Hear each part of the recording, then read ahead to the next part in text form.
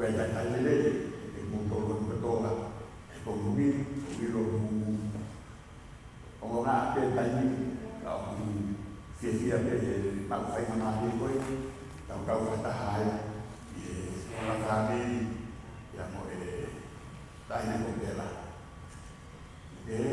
Koe ni hete tina ke, ne hua mai hini tahani maua, i me lohi kātoa, e tau hiva pe ai, hini ko ia, e ulau ia ni portfolio, ai ana ki poco no me, ia ina to fralas.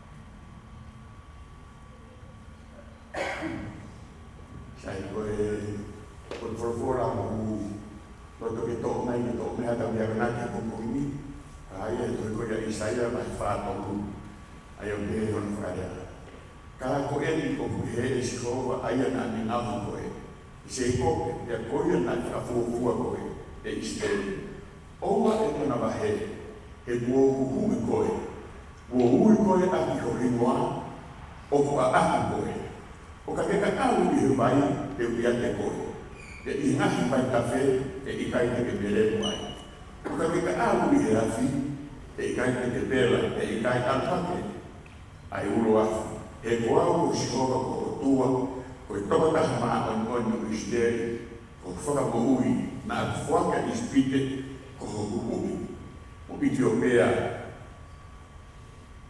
mo sipa maa e tau lono tua ngai mafi o forfora e o mau whanakana a koe mau whakate e ko lau maa e haere mai koe o rea e hanga apana tine ki mau tolu e ki kāna koe mau whanonga o whai e plaiso mau whakuui e ni koe koe forfora e ki kona tohi e ni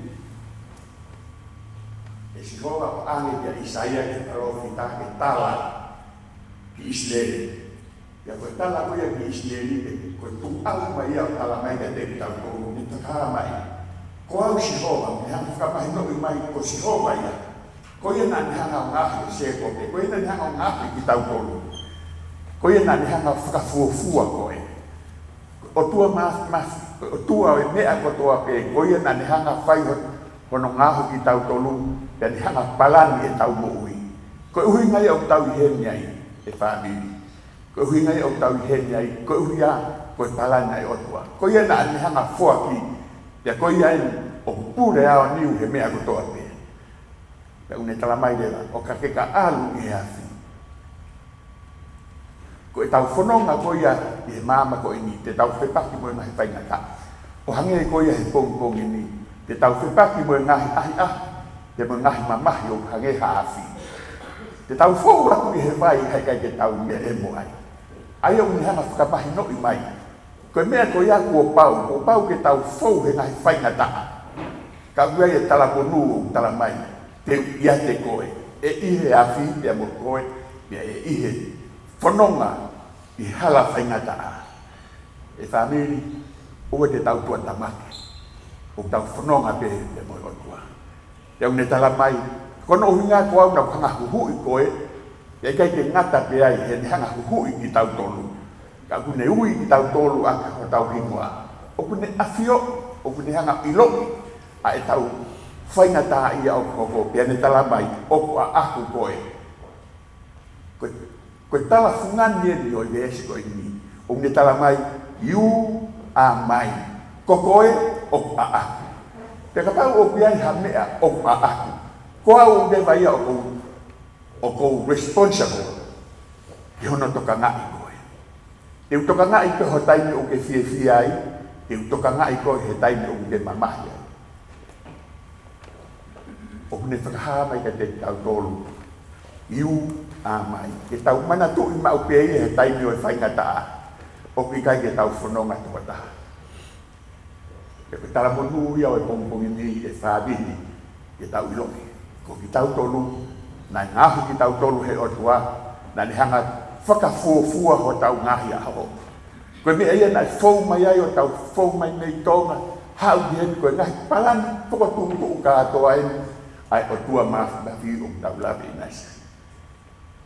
Tala loto, a tangata tohi saha mea uni tala mai. O ka iai hatangi i he po, e hoko ai fia e pongpongi. E o mai e pongpongi e fia. Weeping might stay for the night, but joy comes in the morning. Koe tau whakaana ua ia. O kamata mauke e tau whanonga a tau tolu i he pouri. Kamata angana e kamata pe whakapouri, pe whakamama e he o tua e mama ni koe ni. Na ne fola pe mama pe na e mama ia. Koe tau whanonga ia o tau kamata mauke mi he whaingata. O tau whanonga ia. Tala ofa mai. Hoko mai ai pongpongi, tene o mai ai fia. Koe hae fia o mai ai pongpongi. Koe hopo hake ai laa, koe pongpongi ia. O kune see ai pouri, see ai momoko, kane hanga o mai ai mama, tene o mai koe mawhana. Koe whakataua ngai o ai pongpongi ni whamiri. Koe ne tala o whaia. Te tau fau mai pehe pouri, te tau kamata pehe pouri, koe nau ia e pouri e whaingata ai mamahi o tau to whangai. But joy comes in the morning. E hoko mai ai pongpongi, te koe tau whakaana ua ia he pongpongi ni whami. O ka hoko mai ai pongpongi te tau ongonai, ai tau pite, te tau koe whakataha ai mai tau. Ngahi ofa. I pongpong tau nou pia he pongpongi, e whakafofonga aki e tau fai loto e pongpongi, o kore pe ke mungui pui, e te whai hatau loto, e tau ko hoko atuai. I o tua masi, ko o tua o taimi te Moritani. Ko o tua lahi ai Afiona, ko o tua ofa. Na ke ihe kamata ngapa o ihe lolo to ngapa te ke ihe kahau. Ko koi na ke hanga whakatupu e mea ko toa pehe mama mau iai. Pea tuku mai ke mau pure iai. Ngau ki mau tonu ke hoko koe pere ai Afiona. Pea niongo koe pere ta kua mere. O whawhetai ho mau lau maari he pongpongini o tua. Na e au ki kāre vare ho whekumi. Au ki kāre vare a ho o wha. E whai ai ho mau whakatupu. Tau a tahi nā pia mō mau. Uga whio mai he pongpongini. O mau heni koe mau whakamāmai e mo kau nanga koe. Koe mau lotu e tamai ke o mai haloto lai. O mai a kātaki ke whiohi pe mo whamiri. O wongo e mamahi o i māmare. Ka te mau ilo ke e tamai. O hui ai peho mau amanatanga. O hui ai peho mau whitauratanga. Na ke tala ofa. Te alo teu hakonu. Pete ke toi whoki mai. Koe mau amanaki a mo mau lotu. Ka ke whoki mai o mau ma teu. Whalafola e pongpongini ko mau whanongu iai. O ke tala mai ko ki mau tolu. Koe propati e mau tolu ai Afiona. O ke whai ho mau whakanau nau. O ke whai ho mau whakawheunga. Koe mau lotu e ta mai ke kei hoko atu ke. O mai te ho mau wheunga. O mai mau kātaki ke whiunga te mo mau mai. Ma koe whamormori atu e tamai e mau ahi tōnou nou koto ke. Ka mau lotua i tō ngā hala whanonga o e aha koe ni te mo whanonga i korokalanga. Kau mai e lau maari o e Afiona. Pai tukonia mai ulmotua. Pe he whoki ki whamiri hono kotoa. Tu ke mau mau neongo koe aho e mamahi. Ka ke mau ilo pe. Koe māwai ka te mau toi whetau laki pe. Ko ina klais ko mau whakamuui, amen. Ia koe klesa tau eiki, o whaitamai, teohi o lau maari e maa atuan. Roho mau aho mo o whai whamiri, ka mau tolun kotoa, ia klais ko mau whakamuui, amen.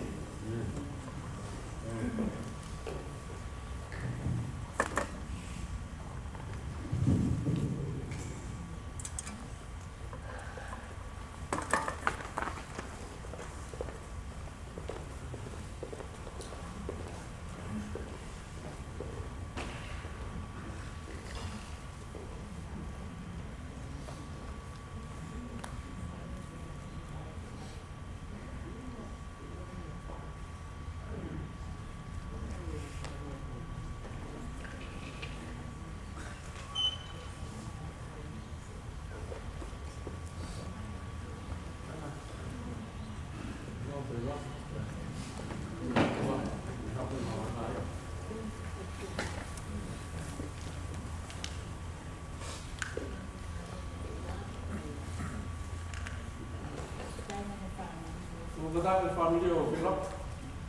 Kalau sepeda Philip ni tak boleh buat kau kemana malam kau.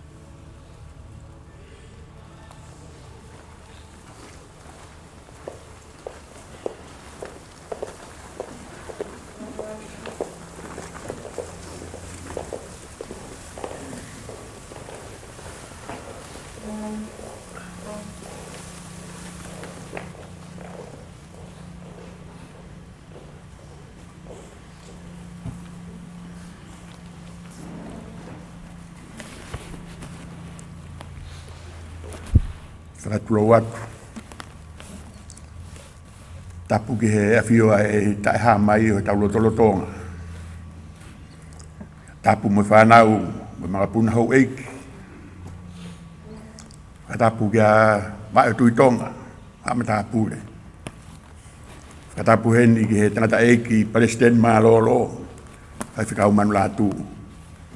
Pe he whoki he whai whikau Stephen Finetaupa. Whakatapu atu ki he whahu. Whakatapu ki he pekia o ne toka pe iho no toka anga. Whakatapu atu ki he ulmotua ki he whamiri iho no katoa. Atu mua ke ao te whakatapu ki he ngahi tuunga kotoa au to tonu ke whakatapua. Ka talamo ka pui he pe pui pui ange mo hou eiki. Ka tā mua mo o koe whainga maari e koe ni, e u whakafufunga i atu ha taitari kia te mo tolu he pongpongini. Pia me he tangata eiki Palestine mārolo, kai pe he whoki mo e tata eiki whai whekau. Funga i atu ai whia ke taitari ki mo tolu he pongpongini. Whakalolo mai aho mohono alunga. Pia tai amanekina ai pure a Sihova. Ka au tau ilo pau, koe hala pe kua pau ke tau fau ai.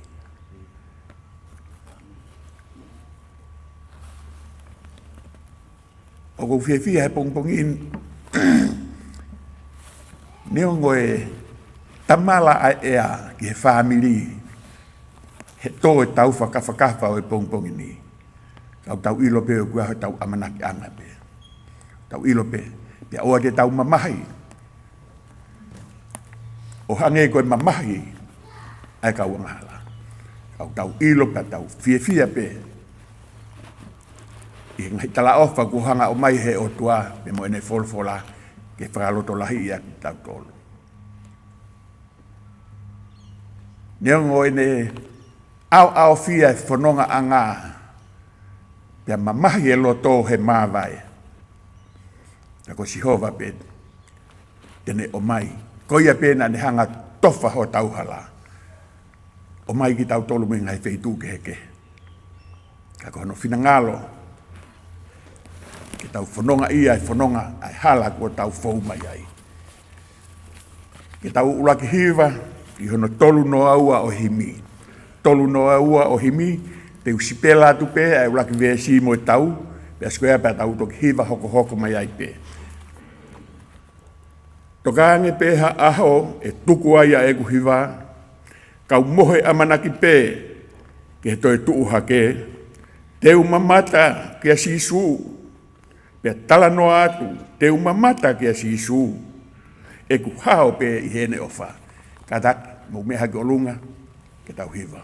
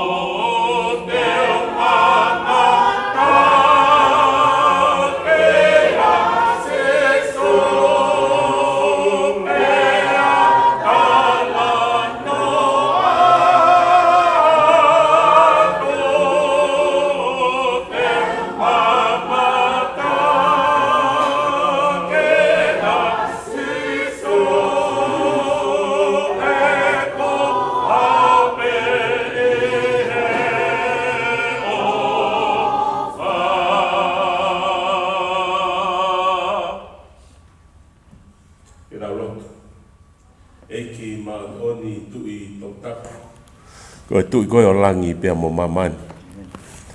Mau kau whakataha i he pongpongini, i he whakapa-apa whaosi ki he pekia. Mau lotu eiki ke whaitāpukina ai whamiri hono kotoa pe. Ngā maheni o mau kau whakataha. Tupe ke tuku aho o nonga pe mo o whia maari ke i he whamiri hono kotoa, i he whahu, i he ulmotua. Tēni miriana pehe ki he toi ngā o i whamiri, mo ngahi maheni. Mau kau whakataha ke whai a e whakapa-apa ki he kaunanga pēra Veleika o kune tatau mai ki a teki mau tō. Mau whia pēu ki a e amanaki re ia o ku omi he awhiona ki he api o ku ke te ko he wani. Kai tupe mua lolotonga e mau whanonga ke i ompea nonga mo e whia maarie. Mo ke omi aho lau maarie ke tataki ai mau mo ui ke mau mateu ke he api ko ia ku ke teu. Toi ngā e malanga aho koe ni mau hiki hake ai whaifkau ke te koe. O e oua o e aho koe ni ke tau kau pepea mo e awhiona. Ia sisu ko alo ako mau whao mo ui. Amen. Sai, mo mea glang pe oku taimen ke hoko ai e pio kālafi o e pekia pe tukat ke toka taha ko ia.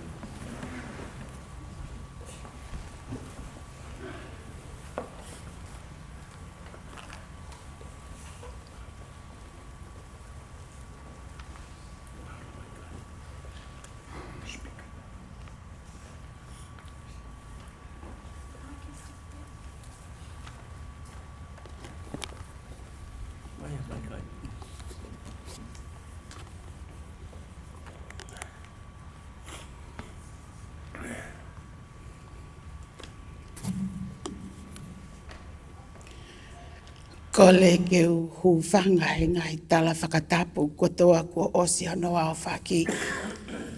Kai tuku mai ai whainga maalie ke whine motua tu ani. Ke ulauan ai pio ka lafi no pe ai pekia. Ai a oku tau iheni ai. Ko ele noa pela tau na Veleika. Na itupu ia he ongo mātua. Ko te whini i laise. Latai lake paafu Veleika, mo Nikolasi mataiasi Veleika. Ko ilai se, ko ofe fine si tahaia, a hosea, mo vai fo o wafu. Ko Nikolasi mataiasi Veleika, ko fohaia a Melenaite, mo Nikolasi mataiasi Veleika. Ko ilaise, me la paha, holopeka, talafo o, ko Nikolasi Veleika, me he otu mua, mai funga fonua, e ua. Na iai e naki i whanau e toko ono. Ko ilahi, ko onestu i fua, ko osmalolo, ua meliana tu i fua lave mau, oku ne iheni mo ki tau tolu. Tolu Nikolasi mataiasi Veleika, kua ne osi malolo. Daniela afu Veleika, oku iheni mo ki tau tolu. Hufanga lupe Veleika, kua ne malolo. Elenoa pelatona Veleika, oku uhinga ai. E tau whakataha he ahoni, pea koe si taha ia, i he whanau.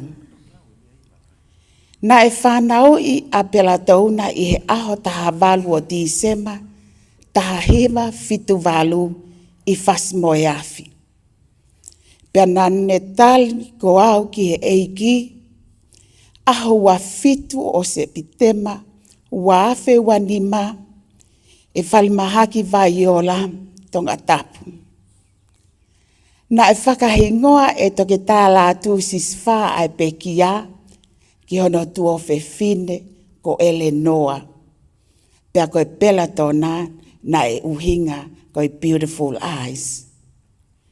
Na e tupu hake pea pela tōna i he loto whale o isias awhitu. Na e ako lau tohi a pela tōna i he GPS a whas moi awhi. Pea ne hoko ai ki he kolis piula i he tāhiva hiva noa ki he tāhiva hiva ono. I Sanuali o e tāhiva hiva fitu, ne hiki whanua mai a Eleanor pela tauna mei tonga ki Astele Liani. Ko ta ahine fofonga fia, ofa pia mata ka inga. Ko ta ahine na e tauhia no api ke masani, pia ko hono whaiva, ko ta o kehe, mo ngahi mea to koni whakaofo ofa.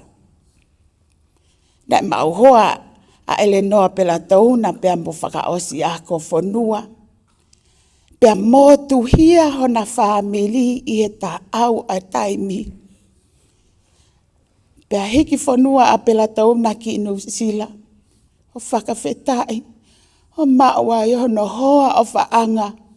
Ko tahia moni, fusi tahia moni. Our dearest Eleanor Pelatona may not have had children of her own. Yet, she mothered so many of ours with the most gentle heart and the deepest love. She helped raise every one of our children, but especially Joshua and Nicholas, her two boys, her greatest treasures. She claimed them by love, proudly, fiercely, without question. To them, she wasn't just an auntie.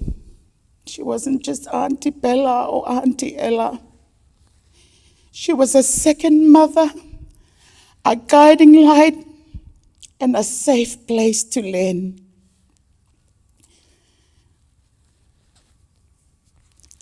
Bella's heart was unlike any other. Wide enough to hold an entire family, tender enough to feel every joy and every sorrow as her own. Her love had no limits. It flowed effortlessly into all our lives. Even in her final weeks, she chose to spend the days surrounded by family at her eldest brother's home. The same love she had given all her life now gently returned to her. Today, I stand on behalf of your brothers, sisters, nieces, nephews, aunties, uncles, all of us who carry your love within us, to say thank you, precious Bella. Thank you for nurturing us, guiding us, and teaching us how to love with open hearts. Rest now, our precious Belladonna. Beautiful eyes. Your journey on earth has come to rest. But your light continues to shine in all of us. Go in peace and love.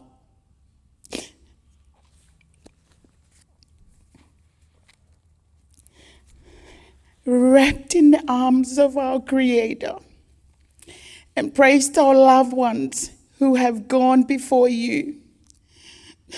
Tell them we miss them dearly. Let your laughter echo through heaven's hall. the same way it once fills our homes. Though we can no longer see you, your love is forever woven into a fabric of our family.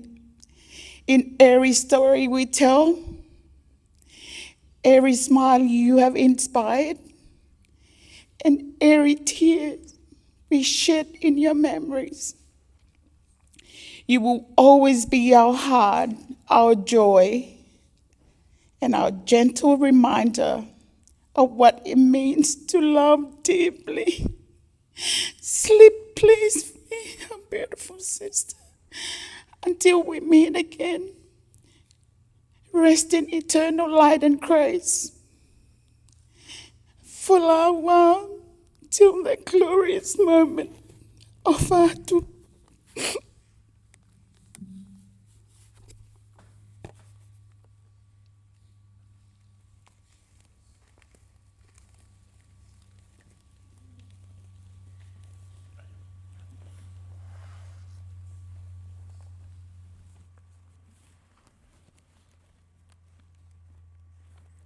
Ko tangata kua whanau i e whewhine o ku si i pē hono ngahi aho pēa whonu i he mamahi.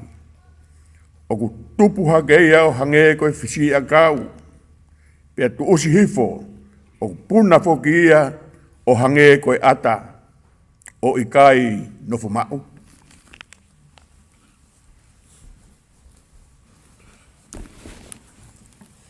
Koe uhi e aluhi fo ai eiki mehe langi i he mawawa. Mo e reo o e angelo lahi. Mo e mea rea ai o tua. Pea koe pekia ia kalaisi e tomu atu. Pea koe kinau tolu mo ui mo toe. E toha ke whakataha mo kinau tolu i he ngahi ao. Ke whakawhitaurua ki he eiki i he ata. Pea pehe te tau i he eiki o tangata.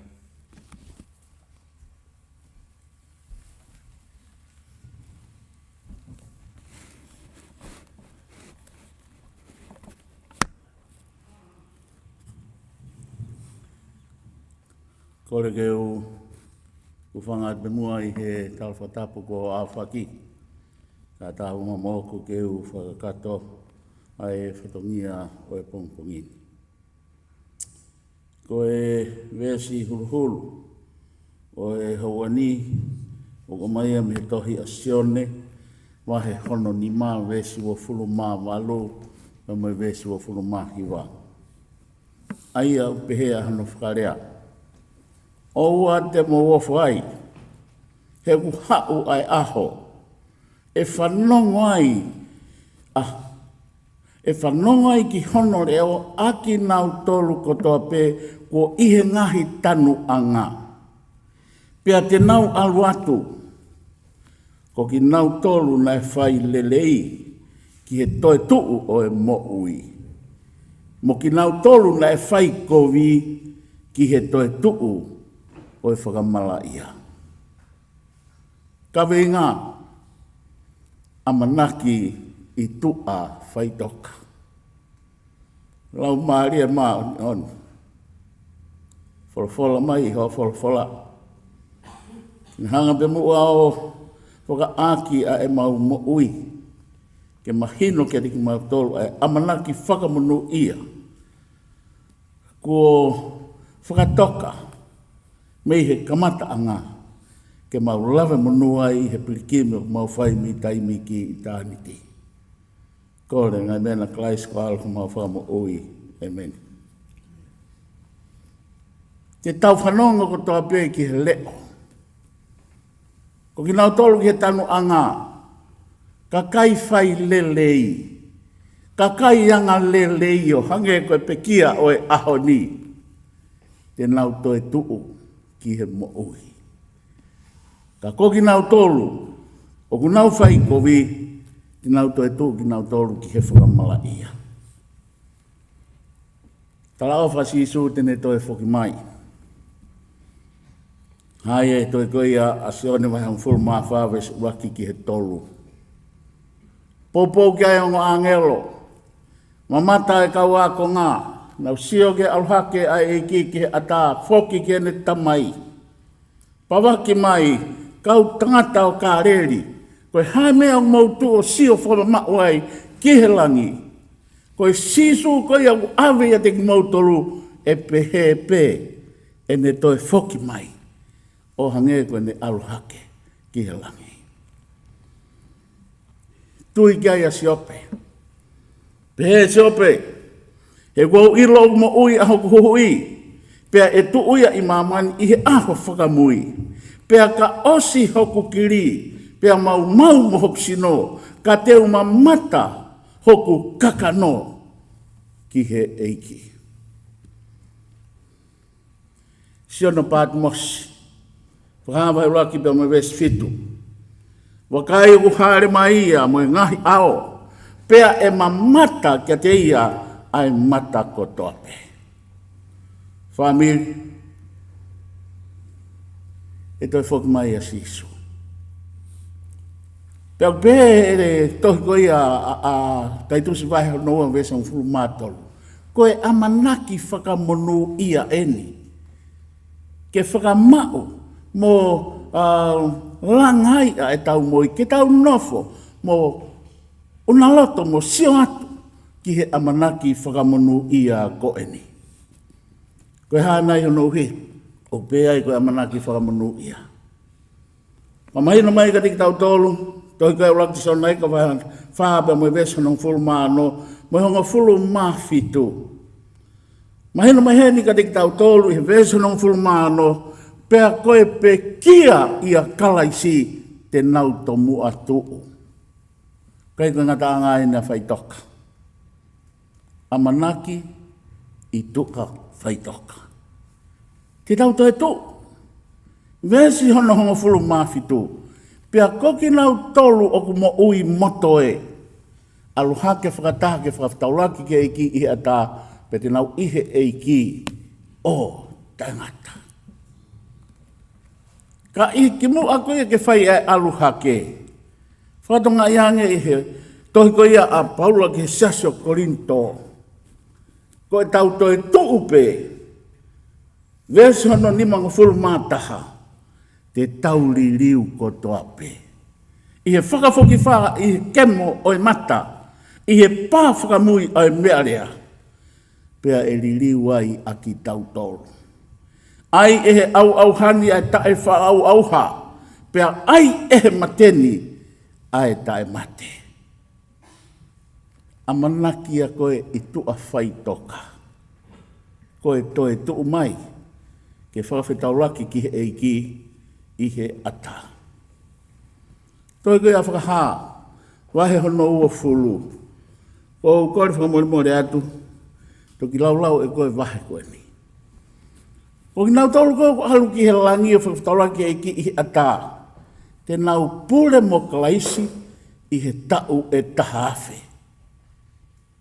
Koe kau whai kovi whatonga i ange.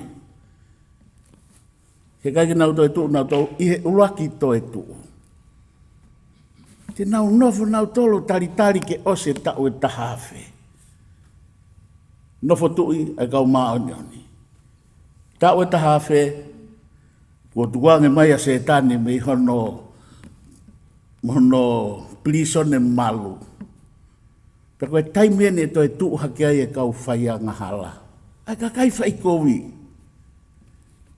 Ose pure koe tau e tahawhi ihilangi. Hifo kolo maonioni. Sisu klaisi mo kau maonioni. Nau hifo mai ki mamani. Takai rewa setane. Uki e kau whai a ngahala ko nau toi tuu mai. Ke nau tau ai kolo maonioni. Ofifo pe kolo maonioni. Setia setane. Mone kau tau. Ka lawe wholofola. Hangie nau toko lahi. Koe one oe tahi. Koe ki whehui. Te ke kau he fu toko lahi koe ni. Te ukau nai he fu toko lahi koe ni. Koe whakaamumu ai ke aua. Ka tau kau ia tik nau tau te nau tomu atu. Whawhi tau laki ki he iki i he ata. Mau pe koe a setane. Ke whaiane angi. Ke ohawhi kolo maa oni oni. Vesi hono hi wā. Alu hifo ae afi. Meihelangi. O whaka auha setane. Moe kau whai kou wiko tope. Koe toi tuu ia hono wā, koe toi tuu ki he mala ia. Pūre mo klaisi, i he tau e awhi, hifo ki mamani, kolo maa oni oni, ulaki toi tuu ia. Toi tuu hono wā, koe toi tuu ia kau whai kovi, uki tau a setane, ke nau tau, peko nau wiku a ngā koe, alu hifo e awhi, o whaka auha aki nauto. Pe hanga he e awhi ko e ni o whaka maa ai kino haa kotoa o e mamani ku tau iai. Mo whanki iaka o e anga hala kotoa pe whaka maa. Kai tuu i mamani ai Jerusalema fo'o. Te ke iai nai? Te ui iai nai? Api whakawofa. Wese no whaa, wahe ua fulu mata. Te ai holo holo e o tua e loi mata kotoa pe me hanau mata. Pe i kai ke iai hamate. Kai ke hangosia. Kai ke iai hatangi. Pe i kai ke iai hamamahi. Ua more atu. A ngahi mea mua. Famili. Koe ki whakaukau pe o ko mai ki whaiake a whakamawai ki he pekia o e aho. Whakaseo sene mua ui, ke ki lahi na whanofa nga pe ki api. Alanga utau ki tahi ne, nao whai ne, whangi i whekau, wane whangi i whemau, o takoni ki ai. Kaunanga a ngare rei. O whare pe ku whare ange. Kai whikau. O kwe ki whamiri he o whaigata ia. Ka mau ha mō ki fo i mā. Pea mai mua ke wahe atu ki ai. Ma rele pe mo tahine o piki mai e food bank. Awe rewa ki a pela. Whai aki a ngahi ngāu le rei. Tokoni ki he whaingata ia. Tokoni ki he whamiri. Anga i kutui whakapapau. O whatatau ki he lau e wholofora. Toi tuu ai ka kai whai lere i. Koe nau toi tuu ki he mooi. Malo pela. Ai tā sipinga ulunganga. Ki he whamiri. Koe amanaki. Ki tau toi whiloaki. I aho e haere mai a e hiki. Wholau a. Te mau mui atu pe. Pa te tau tatari kotoa pe. Ki haere mai a e hiki. Ki whawhangi ki tau tolu. Awe ki api ko he wani. Pa te tau ihe e hiki. O ta ngata. Amen. Tau himtoko, whamoremore. Kore peke tau hiwatuku mai i he uangeau whitunga fulu mātolo e himi. Tau hiwa mai pe he vesi uruaki, pe mai vesi whakausi. Wakai peke tau taimi o ku nono e tau taimi. Malo.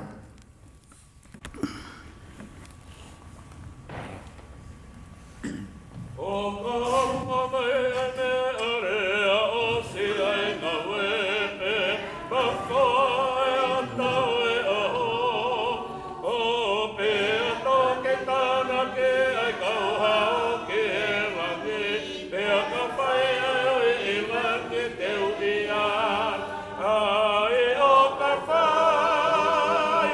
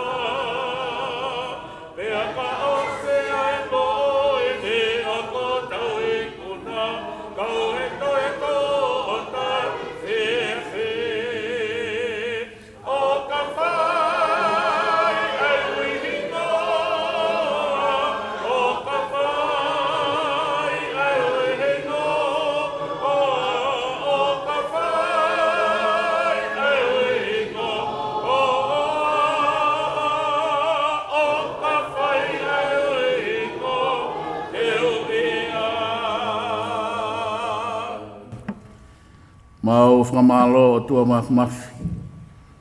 Ki he amanaki whakamanu ia. Amanaki I tua whaitoka. Ko ke wholofola mai aki ka tiki mautolu he haua koe. Ke hoko pe mua e whakaukau, ke whakanonga, whakawhia maari. Ki he whamiri. Ka muki mautolu ko toa pēo ku mau whiohi. I he houa whakausi. Ai whai ho mau whatongia. Kono whakaheheka. Ai kaunangani. Pea ke tuku ki hono api mau. Pea ne tari ai. Ke mau tari whakataha pē. Ki he amanaki whakamanui hau tau hao. Ke awe ki mau tolu ki he api kua ke teu. Haere mai mua si suo no whtaloni ho mau loto whakawhaitui. Lau maari e maa oni. Ngauhi mo teu I e mau mo ui. Whakafuo ki mau tolu. Li liu whaka aho. Whakafo au whaka aho. Ke mau hoa mo tau. Mo e pureanga nau ia ai a Fiona. Kore ngai mena klais ko alo ko mau whaka mo ui. Amen.